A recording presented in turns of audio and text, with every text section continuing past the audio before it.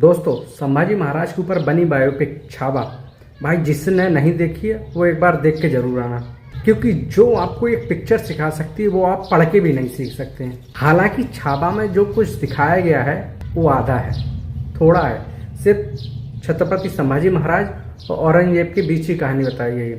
क्या बात कर रहे हैं? और इसके अलावा कुछ नहीं बताया गया है कि कैसे उन्होंने दूसरे लोगों से युद्ध लड़े हैं, कैसे उन्होंने पुर्तगाल से युद्ध लड़े हैं, कैसे अंग्रेजों से लड़े हैं, लेकिन तू कर भी क्या सकता है यार।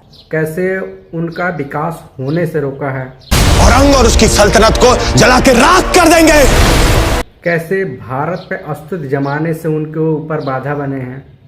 ये सब चीज़ों के बारे में नहीं बताया गया है। हालांकि उन्होंने अपने पूरे जीवन काल में 120 युद्ध लड़े हैं, ऐसा किताबों में लिखा हुआ है।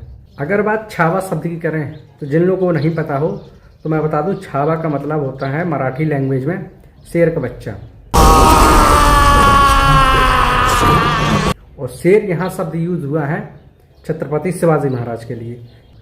जब छत्रपति शिवाजी महाराज की मृत्यु का उसे पता चला तो उसको एक तो आहत हुआ और एक खुशी भी हुई। आहत इसलिए हुआ, वो सोचता था कि ऐसे शेर दिल का इंसान, ऐसा दुश्मन उसे दोबारा नहीं मिलेगा। खुशी इसलिए था कि अब वह मराठा साम्राज्य पे अटैक कर सकता था। जहाँ जहाँ भगवा रंग नजर आए उसे लाल कर दो, उसको कब्जे में ले सकता था। लेकिन उसकी ये खुशी ज़्यादा दिनों तक नहीं रही, क्योंकि 1680 में जैसे ही संभाजी महाराज का राज तिलक हुआ, उन्होंने बुरहानपुर पे अटैक कर दिया। फाड़ देंगे मुगल सल्तनत की छाती अगर मराठा साम्राज्य के विरुद्ध सोचने की जुर्रत की, जो कि औरंगजेब का उस समय का सबसे समृद्ध इकोनॉमिकल राजधानी मानी जाती थी। बुरहानपुर पे अटैक करके संभाजी महाराज ने जितना भी वहाँ का खजाना था वो अपने कब्जे में ले लिया और अपनी राजधानी वापस लौटाए।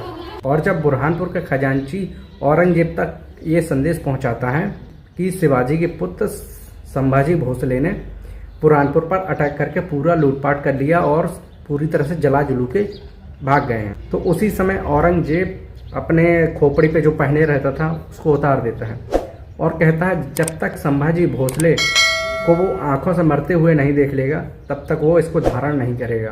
दोबारा उसी वक्त पहनेंगे जब उस सांबा की चीखें पूरे हिंदुस्तान में गूंजेगी।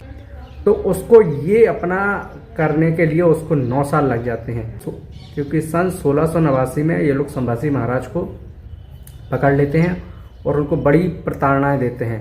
पहले उनको तलवारों से काटा जाता है, मतलब कि घाव दिए जाते हैं, कैसे उनके नाखून निकाले जाते हैं, एक एक नाखून निकाला जाता है, कैसे उनके जख्मों पे नमक लगाया जाता है, फिर उनकी जीभ निकाल ली जाती है। का ऐसा हाल करो कि वो अपनी मौत की भीख मांगे।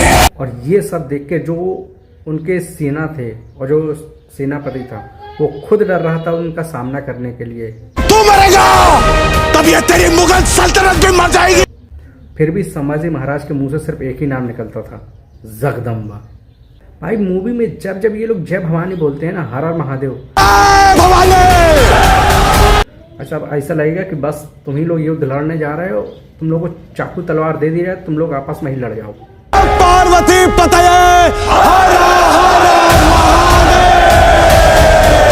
भाई रोंगटे खड़े कर देती है मूवी में बताया गया कि मात्र 25,000 की सेना कैसे 8 लाख की सेना के ऊपर भारी पड़ती है, क्योंकि मराठा जो है वो गोरिल्ला वार के लिए वैसे ही फेमस है। जैसे होता है ना, सभी राज्य में राजद्रोह भी होता है, जो राज दरबारी होते हैं वो कुछ लालची भी होती हैं। ऐसे ही संभाजी महाराज के राज दरबारियों में कुछ लालची थे, जो उनकी राजमाता के कहने पे संभाजी महाराज को ही मारने के लिए जाल बिछाते हैं।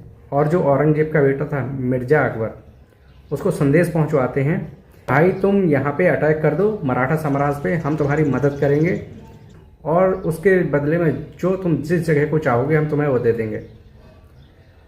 मिर्जा अकबर जो होता है वो संभाजी महाराज का बहुत आदर करता है, उनको बहुत मानता है। जब यह बात मिर्जा अकबर को पता चलती है तो वो चला जाता है उनसे मिलने, और जब संभाजी महाराज से वो मिलता है तो संभाजी महाराज को यकीन नहीं होता है। फिर जो मिर्जा अकबर है वो उनको एक बड़ा सा पोथी पत्र देता है, लेटर देता है। उनको पढ़ के वो संभाजी महाराज इतने क्रोधित होते हैं, क्योंकि उनमें स्टैम्प लगा होता है मराठा साम्राज्य का राजमाता के द्वारा।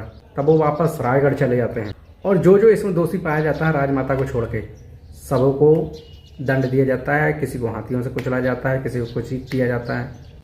और ये सब कारनामा राजमाता अपने पुत्र राजा राम के लिए करते हैं, जो कि संभाजी महाराज का छोटा भाई होता है। बाद में संभाजी महाराज की जब 1689 में मृत्यु हो जाती है तो जो आगे की राजगद्दी है वो राजा राम संभालते हैं, क्योंकि संभाजी महाराज ये वादा लेके गए थे अपनी पत्नी येसुबाई से, आगे जो प्रजा का रखवाला होगा उसकी आपको रक्षा करनी है। तो 1689 में फिर राजा राम का राज्याभिषेक किया जाता है और आगे की कहानी चलती है। तो मेरा इसीलिए सबसे कहना है कि भाई इस मूवी को तो ज़रूर देखना, क्योंकि मुझे नहीं लगता है कि 2025 में इससे अच्छी कोई मूवी मिलने वाली है किसी, मतलब कि कुछ आपको ये जानकारी लेके जाएगी।